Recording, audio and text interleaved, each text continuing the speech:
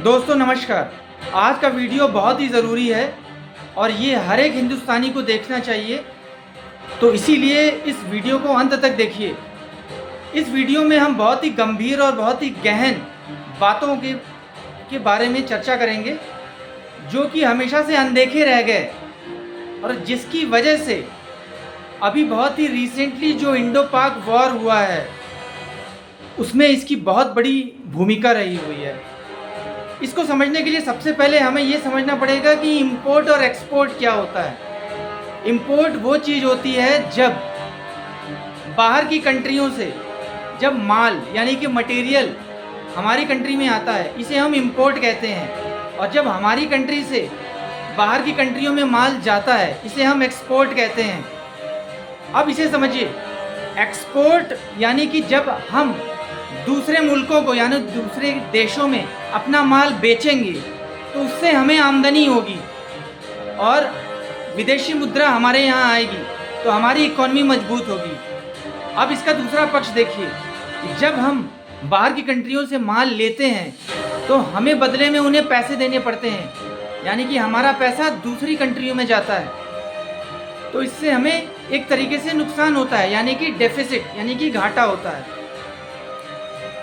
आज की दुनिया में वो मजबूत देश जो सबसे ज़्यादा एक्सपोर्ट करते हैं, उन्हीं की इकॉनमी सबसे मजबूत और स्थिर है और उनका दबदबा बाकी की दुनिया में है। यानी कि अगर हम देखें, इस दुनिया में दो तरीके के मुल्क हैं। एक वो जो दूसरों को माल बेचते हैं और दूसरे वो जो दूसरों से माल खरीदते हैं। अब बात ये आती है कि कौन सा मुल्क ज़्यादा बेचता है, यानी कि विदेशी मुद्रा प्राप्त करता है। तो अगर हम ध्यान दें तो यूएस, चाइना, यूके, जर्मनी और ये यूरोपियन कंट्रीज़ ये सबसे ज़्यादा माल एक्सपोर्ट करते हैं, इसीलिए इनकी इकॉनमी बहुत ही स्ट्रॉन्ग है। अब इसके तुलना में अगर हम इंडिया या हिंदुस्तान या पाकिस्तान की अगर हम बात करें तो हम लोग दूसरे कंट्री पे डिपेंडेंट हैं, यानी कि हम लोग निर्भर हैं, क्योंकि हमारी अर्थव्यवस्था, हमारा रहन सहन, हमारी डेली की ज़रूरतें बिना दूसरी कंट्रियों की मदद के हो ही नहीं सकती। यानी कि हमें अगर 10 चीज़ें चाहिए तो हम 2 ही या 1 चीज़ ही बनाते हैं, बाकी 8 चीज़ें हमें बाहर की कंट्रियों से चाहिए, जिसकी वजह से हमें इंपोर्ट करना पड़ता है।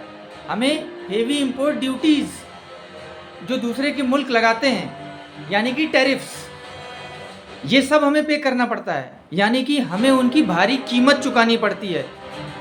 अब सोचिए कि अगर हम इन सब चीज़ों को अपने ही घर में बनाएंगे, यानी कि हम अपने इन हाउस प्रोडक्शन करेंगे, तो उससे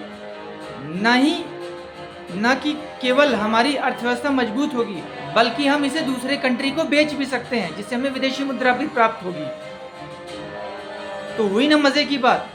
अब बताइए आप कि अगर जो मुल्क सबसे ज़्यादा एक्सपोर्ट करता है, यानी दूसरी कंट्रियों को माल देता है, क्योंकि दूसरी कंट्री उसका माल लिए बिना रह नहीं सकते, क्योंकि उनकी मजबूरी है, तो वो ज़्यादा मजबूत होगा या वो कंट्री जो खाली दूसरों से माल खरीदते हैं वो मजबूत होंगे? इंडिया के सामने यानी कि हिंदुस्तान के सामने सबसे बड़ा चैलेंज यही है कि 70 साल में हम बहुत ही बेहतरीन मैन्युफैक्चरर नहीं बन सके, और जिसकी वजह से आज यूएस और चाइना हमारे ऊपर अननेसेसरी प्रेशर बना के रखा हुआ है कि हम अपने दुश्मन तक को करारा जवाब अपनी मर्जी से नहीं दे सकते, और उसके लिए हमें यूएस या चाइना का मुंह देखना पड़ता है।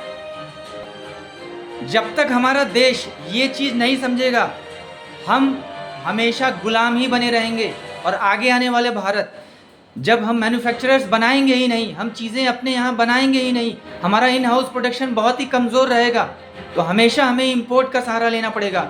हम हथियार दूसरे से लेते हैं, हम एयरक्राफ्ट दूसरे से लेते हैं, हमारा अपना इंडिजीनियस कोई भी एयर डिफेंस मिसाइल सिस्टम ही नहीं है। हम उसके लिए रशिया पे डिपेंडेंट हैं, हम फ्रांस पे डिपेंडेंट हैं, हम इजराइल पे डिपेंडेंट हैं। तो हम आखिर कर क्या रहे हैं? पिछले 70 सालों में हमने किया क्या है? इस सब के पीछे केवल और केवल इंडियन गवर्नमेंट रिस्पॉन्सिबल है, क्योंकि हम डेमोक्रेसी में जीते हैं। डेमोक्रेसी का मतलब ये होता है कि हम अपनी सरकार चुनते हैं। और उसके बाद कि हम सब टैक्स पे करते हैं। तो जब सरकार चुनी जाती है तो सरकार के ऊपर भरोसा होता है, इसीलिए हम सरकार चुनते हैं, यानी जनता सरकार चुनती है। लेकिन जब वो सरकार ठीक तरीके से काम नहीं करती है तो 70-75 साल से आज़ादी को हुए अभी तक हम लोगों ने क्यों नहीं ये सब किया? अपने यहाँ अपना एयर डिफेंस मिसाइल सिस्टम क्यों नहीं मजबूत किया? हम वेपन्स के लिए क्यों हमेशा रशिया और फ्रांस और यूएस का मुंह देखते हैं? हम क्यों दूसरी कंट्रियों के ऊपर जिम्मेदार हैं? ये सब बहुत ही गंभीर मुद्दे हैं जिन पे हमेशा खुल करके चर्चा होनी चाहिए, लेकिन इसके बारे में कोई बात नहीं करता है। ये तो शुक्र मानिए कि इस समय हमारे यहाँ बीजेपी की सरकार है, हमारे यहाँ हमारे माननीय प्रधानमंत्री नरेंद्र मोदी हैं, जिन्होंने डिफेंस, इंडियन डिफेंस को काफ़ी स्ट्रॉन्ग बनाया। क्योंकि प्रधानमंत्री बनने के बाद ही उनको पता था कि इंडो पाक वॉर हो सकता है, क्योंकि पाकिस्तान की नज़रें हमेशा से हमारे ऊपर लगी हुई हैं। तो ये जंग होनी ही थी। तो या तो वो छिप करके वार करेंगे या तो केवल दिखाएंगे कि वो शांत हैं, लेकिन अपने आतंकवादी हमेशा भेजते रहेंगे।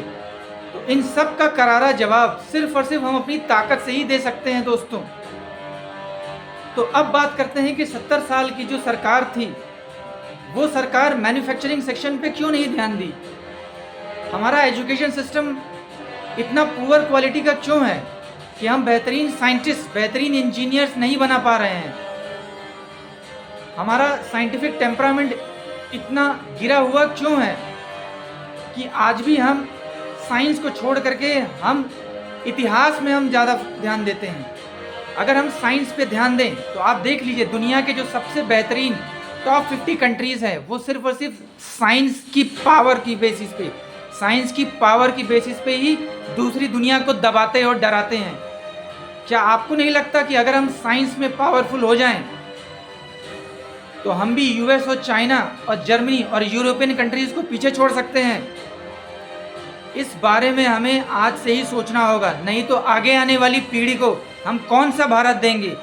क्या हम गुलाम भारत देने वाले हैं अपने आगे वाली पीढ़ियों को? तो इसीलिए हमें मैन्युफैक्चरिंग सेक्शन पे ध्यान देना पड़ेगा, और मैन्युफैक्चरिंग सेक्शन पे ध्यान देने के लिए हमें सारी चीज़ें अपने घर में बनानी होगी, यानी कि हमारी इंडिया का इन हाउस प्रोडक्शन, जिससे हमारी जीडीपी यानी कि सकल घरेलू उत्पाद ये जितना ज़्यादा होगा, हमारी इकोनॉमी यानी कि हमारी अर्थव्यवस्था उतनी स्ट्रांग होगी। तब दूसरी कंट्री हमसे माल लेंगे, हमसे माल खरीदेंगे और हमें पैसा देंगे, और जब हम चाहें हम उनकी सप्लाई को रोक करके हम उन्हें मजबूर कर सकते हैं कि हमारी शर्तों पे उन्हें अपनी ज़िंदगी बितानी पड़ेगी, जो कि आज यूएस और चाइना के बेसिस पे हमें करना पड़ रहा है। मुझे लगता है आप सबको ये बातें बहुत ही समझ में आई होगी। अब इस चीज़ पे हर एक हिंदुस्तानी को सोचना होगा कि उसके लिए सही क्या है, गलत क्या है। आज के लिए इतना ही, धन्यवाद।